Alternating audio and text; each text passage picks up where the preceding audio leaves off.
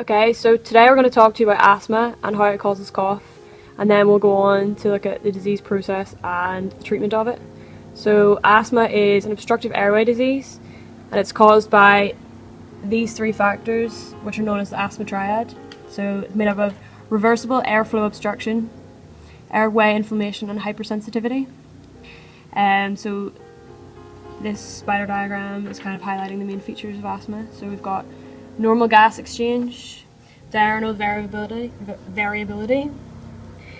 The pathological changes to the bronchioles results from long-standing inflammation, and these are increased mass of smooth muscle, accumulation of interstitial fluid, increased secretion of mucus, and epithelial damage exposing sensory nerve endings. So with asthma, there's preserved FVC and TLCO. It responds to corticosteroids and bronchodilators. And the trigger factors could be exercise, cold air, dust mites, drugs, pollen, colds or viral infections, emotions, smoke, or foods. So the symptoms would be wheezing and difficulty breathing. It's highlighted by eosinophilic inflammation, and it's a non-progressive disease. And finally, one of the key features is non-productive cough, so we're going to talk about that. So now we're going to talk about the anatomy of cough. So the cough reflex is arguably the most important reflex in the human body. So it protects the lungs against the inhalation of foreign objects and enhances the clearance of substances such as foreign bodies and excess mucus. Sensory receptors located in the mucosa of the respiratory tree are stimulated by inflammatory mediators such as those produced secondary to asthma. It could also be stimulated by irritants or a build-up of mucus and infection. Medications can also do this too.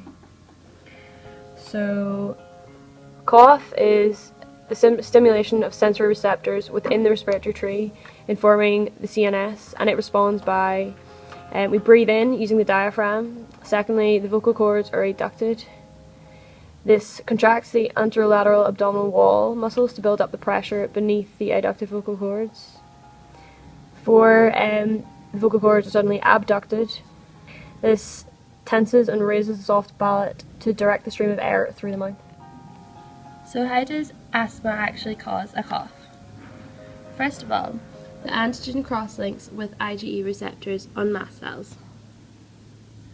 This then stimulates calcium entry into the mast cells and release of calcium from intracellular storage. Histamine and other agents are also released, causing airway smooth muscle contraction. It also causes the release of platelet activating factor and prostaglandins, which cause inflammation. All of these steps make the effector phase. Asthma is typically split into both immediate and late phases. In the immediate phase, mast cells are activated, and this stimulates an eosinophil response, which releases eosinophil cationic proteins and major basic proteins, which contribute to endothelial nerve shedding, revealing nerve endings, which worsens bronchospasm, wheezing, and cough. The cough is in response to the irritation of the nerve endings, as the body tries to counteract the inflammatory response by the natural instinct of coughing up the irritating agent. Here we have a treatment plan for an adult with asthma. So first of all, step 1 is an adult with mild intermittent asthma. So here you would add a beta-2 adrenoreceptor agonist, for example salbutamol inhaler. This works by causing relaxation and bronchodilation and reduces bronchospasm, which is a key feature in asthma. If this is insufficient, and for example, if you require this inhaler more than once a day, then you move to step 2.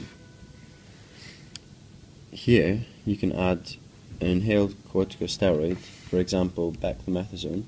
This is an anti-inflammatory, as we'll see later. If this is still not sufficient, then you move to step 3, which is a long-acting beta agonist, for example, salmeterol. This maintains the bronchodilation for a longer period due to a longer half-life.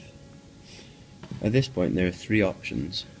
So, option 1, if the LABA helps but not enough, then you increase the dose of the LABA. Option 2 is if the LABA doesn't help at all, then you can increase the dose of the steroid from step 2. And finally, if the LABA is adequate, then you leave it there. So, if the asthma is persistent, even once you've increased the steroid, you move on to step 4. So in step 4 you can add another drug, for example theophylline, and we'll see how this works later too. And finally you can move up to step 5, but still not working, and this is where you add a glucocorticoid, for example prednisolone, an oral glucocorticoid. Here you'd also refer them to a specialist. Okay, so following that, we'll just now have a quick illustration of how two of the common drugs work for asthma. First, we have salbutamol, which is a short-acting beta-2 agonist. When there's an acute asthma attack, the airways are like this. They're obstructed, there's not much room for air to get out, and there's a lot of wheezing. And when you take a short-acting beta agonist, such as salbutamol, you will open your airways, and hopefully they will look like this. Secondly, we have beclomethasone, which is a step 2 steroid, inhaled steroid, and chronically you have these inflammatory cells which are represented by the pink and yellow stars, and we would hope that in taking beclomethasone, which is a steroid, that would rid the airways of so many inflammatory. And finally, remember your inhaler technique. Good afternoon, Jack. I understand you're here to talk about your asthma. How do you feel things are going? Not great. I can't get enough breath. Okay. And when I try and use my inhaler, it just doesn't work much. Right, okay, that's quite distressing for you. Show me your inhaler technique and we'll see if that's the problem. Yeah, sure. Okay.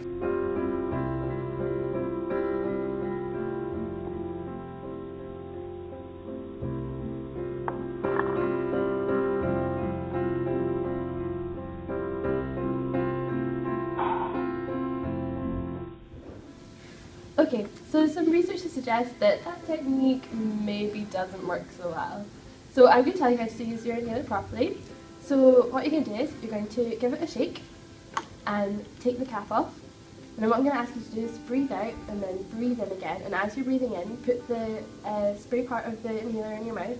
And as you're breathing in, press the silver part down. Keep breathing in, and until you finish breathing in as much as you can, hold your breath for like 10 seconds if you can, and then breathe out again. And make sure you don't get it on your tongue, straight to the back of your throat. Okay. Can you show me?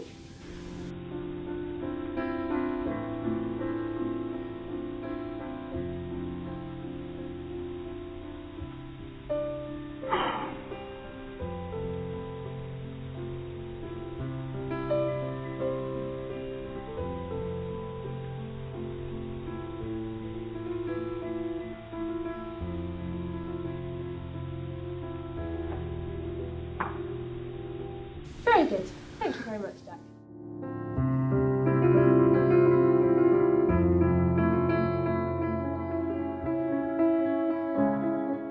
Alright, okay. Well, do you mind showing me how you take your inhaler? Sure.